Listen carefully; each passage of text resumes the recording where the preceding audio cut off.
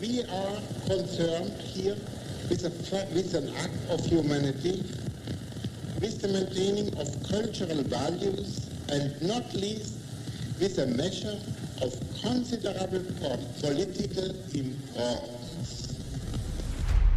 Meet Albert Einstein, a Nobel Prize winner in physics, the developer of the law of relativity, who discovered the law of photoelectric effect, the inventor of the most famous formula in the world, E=mc².